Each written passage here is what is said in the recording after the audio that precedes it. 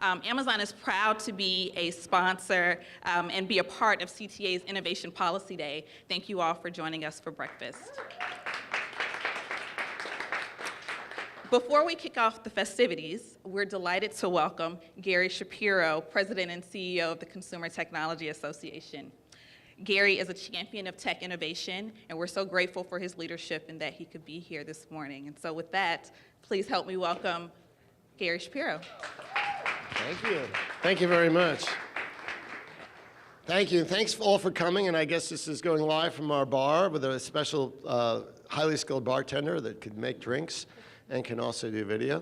The Consumer Technology Association is many of you are members of ours. We are an association of over 2,000 technology companies. We have a very singular focus, and that is promoting the cause of innovation, because we believe it will change the world and make it better and solve a lot of basic problems. I guess, but since I'm welcoming you to our 5th annual Innovation Policy Day at South by, I also have to be the guy who tells you that some of you may have come to hear a speaker whose plane did not take off on time. So FCC Commissioner Jessica Rosenwurzel will not be with us today, sadly. So that gives me 1 extra minute. But the fact is that as an industry that's rapidly growing, and a lot has changed since last year since we've done it. Like, we used to be the darlings of the world, and now there's been a different approach towards tech in the media, and some of those that have been affected by tech have come out rather happily and aggressively trying to say how bad the tech industry is. You know, if you take all the taxi cab drivers and hotel owners and broadcasters and content, Hollywood, a little bit, the enamoring with tech, this is their opportunity to respond. So we're in a little bit more of a defensive position than we were just a year ago, which is unfortunate because we really haven't changed, and the value of tech keeps getting better and better for the world. But the political media momentum, in fact, a lot of it is like there's a lot of research that shows the Americans are less enamored with tech than they were a year ago, having followed a year's worth of very negative media stories. And part of it is another group that's frankly been affected by tech is journalists. They've been affected. And you hear it from them when you talk to them, and they say how difficult it is to get paid for journalism today, especially those that come from traditional media and have not quickly adapted to the new media. But I want to thank you for coming. I want to thank the panelists for coming here. Those watching at home, I want to thank the breakfast and lunch sponsors, Google and Amazon. I want to thank and point out to you that downstairs, there's this little setup like halfway up the stairs there. If you look at it, it's Intel, which has a VR demo. Be sure to check it out because this is the first time ever in the history of the world that it is demonstrating this to the public. We'll tour the Smithsonian American Art Museum, and you're seeing it here first, so you get a glimpse of that. Sorry, viewers at home, you don't get this. But if you came to Austin and you're in this room today, you get to see it. I encourage you to continue these discussions here in DC and around the country. If you want to hashtag this and get it out there, it's IPD 2018. And I just want to point out a couple of things before I go to the first panel.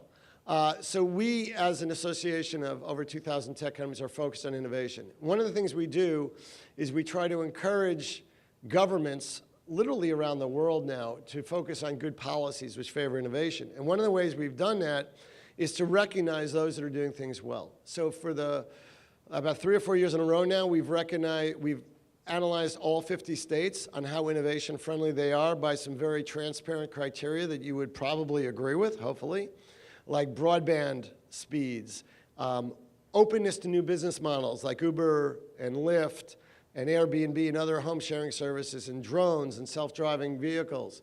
Also, what the STEM graduate are in the country, whether there's a flexible workforce. All these criteria are laid out there, and you can see them on our website. For the first time, just in January, we announced we're doing it globally. So for those countries for which we can get information and data, which frankly are not the majority of countries in the world, sadly, but it's definitely the majority of developed countries and China, we were able to assess them, and we didn't use the same criteria. We used different criteria in large part because the things we assume in the United States, all 50 states have because we follow the same Constitution, like the First Amendment guarantees, which allow us to access the internet, which allow us to freely associate, which as our culture has changed, allow us to marry who we want. Because one of the fundamental things that we believe in the US, at least, is that diversity is one of our major strengths. And we're going to be talking about that later today, but that is one of the reasons we are innovative and creative. So we measured other countries by their freedoms, their diversity, also their broadband. And in some ways, frankly, Europe has more competition in broadband than we do. They have lower prices, so that in some ways they're better. We didn't measure the states by their cleanliness in terms of air and water, but we measured countries because that is an objective standard. It's nationally known. We use third parties. And we did really well. Not surprisingly, China did not. China also did not do well on access to the internet and services and all the freedoms. We also measured other things more things that you would expect. Is there a flexible workforce? This is more similar to what we've done with states. Bottom line of it is there's a number of countries we're recognizing. We'll be recognizing them through their ambassadors that are accepting awards at our Digital Patriots Dinner coming up next month. And it's really gotten to be a tool for us that recognizes the best in the world and the best in the United States, and some of the things we'll be talking about today. So having said that, we do a lot of other things, obviously. We focus on a lot of legislative issues, and we'll be talking about that on behalf of the industry. We really are passionate about innovation, and we have a great team here, and it reflects almost 200 people back in Washington. But let's begin with our first panel called Connected Cities, Connected Countryside. Boy, I think this is a really important panel because we do have such a division today. I was at a dinner last night where Mark Penn was talking about his new book on microtrends. And the discussion was, there was two Americas. There was the America in the room, and then which I felt did not reflect rural America at all. But we do have this rural-urban divide where there's two different ways of looking at the world. There's two different accesses to broadband. There's two different everything. Political views, even what you eat, frankly. And that's a real division. And it does affect technology because connectivity and innovation are tools which can help bridge the gap we have. And we're not there yet. And whether it's the sharing economy or self-driving cars, our panel today will discuss the technologies that are changing and advancing economic activity and will make a difference